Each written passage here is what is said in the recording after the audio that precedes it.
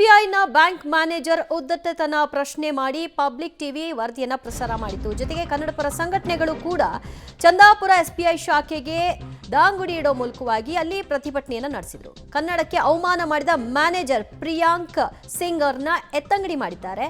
Bank manager ವಿರುದ್ಧ ಕರವೇ ಕೂಡ ಸಿಡಿದೆದ್ದಿತ್ತು. ಕರವೇ ಮಹಿಳಾ ಘಟಕದಿಂದ ಚಂದಾಪುರ ಬ್ರಾಂಚ್ಗೆ ಮುತ್ತಿಗೆ ಹಾಕಿ ಇವರನ್ನ ವರ್ಗಾವಣೆ ಮಾಡೋವರೆಗೂ ಕೂಡ ನಾವಿಲ್ಲಿಂದ ಕದಲಲ್ಲ ಅಂತ ಆಗ್ರಹಿಸಿದ್ರು. ಇದರ ಬೆನ್ನಲ್ಲೇ ಬ್ಯಾಂಕ್ ಮ್ಯಾನೇಜರ್ನ ಸ್ಥಳ ತೋರಿಸದೆ ವರ್ಗಾವಣೆ ಮಾಡಲಾಗಿದೆ.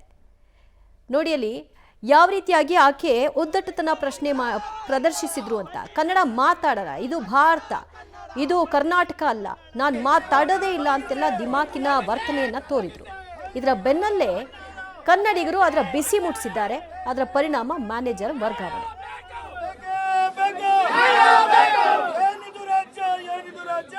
ಆಚಾರ ವಿಚಾರಕ್ಕೆ ಧಕ್ಕೆ ಬರ್ದಿರಾ ಕನ್ನಡಿಗೆ ಗೌರವಿಸಿ ಇರೋದಾದ್ರೆ ಅನ್ಯ ಭಾಷಿಕರು ಈ ಹಿಂದಿ ವಾಲಗಳು ನಮ್ಮ ನಾಡಲ್ಲಿ ಜಾಗ ಇಲ್ಲ ಅಂದ್ರೆ ನಿಮ್ಮನ್ನೆಲ್ಲ ಒದ್ದೋಡಿಸ್ತೀವಿ. ಇಷ್ಟು ದಿನ ನಾವು ಸೌಜನ್ಯವಾಗಿ ಹೇಳಿದಾಯ್ತು ಬೇಡ್ರಪ್ಪ ಬೇಡ್ರಪ್ಪ ಅಂತ. ಸಾಧುಗೆ ಸಾಧು, ಮಾಧುರ್ಯಂಗೆ ಮಾಧುರ್ಯಂ ಅಂದ್ರೆ ನಿಮ್ಮಂತವ್ರಿಗೆಲ್ಲ ಯಾವ ಪೆಟ್ಟು ಕೊಟ್ಟು ಹೇಳ್ಬೇಕು ಅನ್ನೋದು ನಮಗ್ ಗೊತ್ತಿದೆ. ಅದನ್ನೆಲ್ಲ ತಯಾರಿ ನಮ್ಮ ನಾಯಕರು ನಮಗ್ ಮಾಡಿ ಕಳಿಸಿದ್ದಾರೆ. ಅವ್ರು ಇಲ್ಲಿ ಬರೋವರೆಗೂ ಕೂಡ ಯಾರು ಎದೋಳ್ಬೇಡ್ರಿ, ಗೋಷ್ಠಿಗೆ ಹೋಗ್ತಾನೆ ಇರಿ.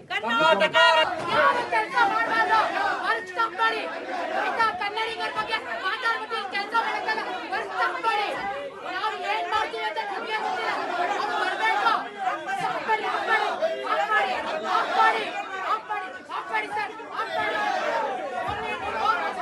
ಮಾತಾಡ್ತಾ ಇದ್ದಾಳೆ, ನೀವೆಲ್ಲ ಗೊತ್ತೇ ಇದ್ದೀರ.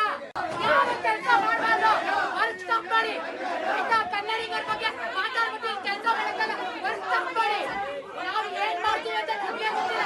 ಅವ್ರು ಬರ್ಬೇಕು,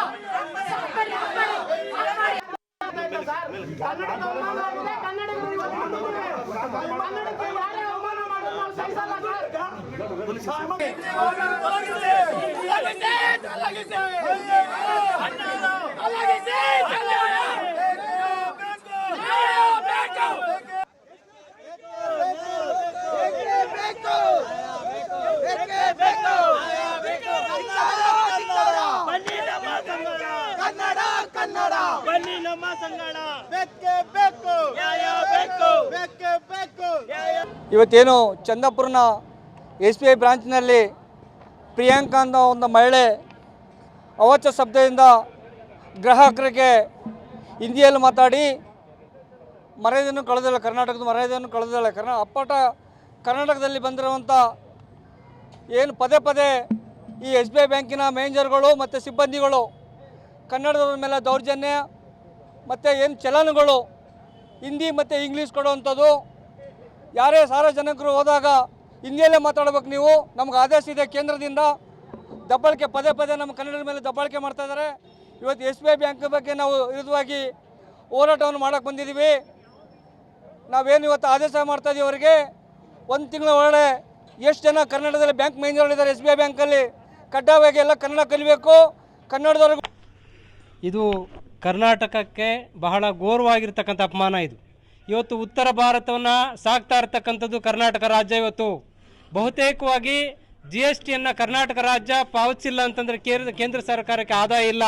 ಇಂತಹ ಆದಾಯದಲ್ಲಿ ಬದುಕ್ತಾ ಇರ್ತಕ್ಕಂಥ ಉತ್ತರ ಭಾರತದ ಜನ ಇವತ್ತು ಕನ್ನಡವನ್ನು ಕಲಿಬೇಕಾಗಿದೆ ಕಡ್ಡಾಯವಾಗಿ. ಅವರಿಗೆ ಇವತ್ತು ಮಾನ ಮರ್ಯಾದೆ ಏನಾದರೂ ಇದ್ದರೆ ಇವತ್ತು ಕನ್ನಡವನ್ನು ಕಲಿತು ಕನ್ನಡ ನಾಡಿನಲ್ಲಿ ಕೆಲಸ ಮಾಡಬೇಕು. ಇಲ್ಲ ಅಂತಂದರೆ ಅವರು ಈ ಕೂಡಲೇ ಕರ್ನಾಟಕ ರಾಜ್ಯವನ್ನು ತೊರೆದು ಅವರ ಊರುಗಳಿಗೆ ಅವ್ರ ರಾಜ್ಯಕ್ಕೆ ಹೋಗಬೇಕಾಗ್ತದೆ. ಇವತ್ತು ನಾಡಿನಲ್ಲಿರ್ತಕ್ಕಂಥ ಎಲ್ಲ ಸಂಪನ್ಮೂಲಗಳನ್ನು ಬಳಸ್ಕೊಂಡು ಇವತ್ತು ನೀವು ಬದುಕ್ತಾ ಇರ್ತಕ್ಕಂಥ ಜನ ಕನ್ನಡವನ್ನು ಕಾಲ್ಕಸವಾಗಿ ನೋಡ್ತಕ್ಕಂಥದ್ದು ಆದರೆ ನಾವು ಕನ್ನಡಿಗರು ನಿಮ್ಗೆ ಪಾಠವನ್ನು ಕಲಿಸಬೇಕಾಗ್ತದೆ. ಆಚಾರ ವಿಚಾರಕ್ಕೆ RBI ರೂಲ್ಸ್ ಅಲ್ಲೇ ಇದೆ, ಕನ್ನಡ ಅಥವಾ ನೀವು ಎಲ್ಲೇ ಸ್ಥಳೀಯವಾಗಿ ಕೆಲಸ ಮಾಡಿದ್ರು ಆ ಸ್ಥಳೀಯ ಭಾಷೆಯನ್ನ ಮಾತಾಡಬೇಕು, ಅದನ್ನ ಕಲ್ತ್ಕೋಬೇಕು, ಅದರ ಮೂಲಕವಾಗಿ ನಿಮ್ಮ ವ್ಯವಹಾರಗಳಾಗಬೇಕು ಅಂತ. RBI ರೂಲ್ಸೇ ಲೆಕ್ಕಕ್ಕಿಲ್ಲ ಅಂದ್ರೆ ಏನು?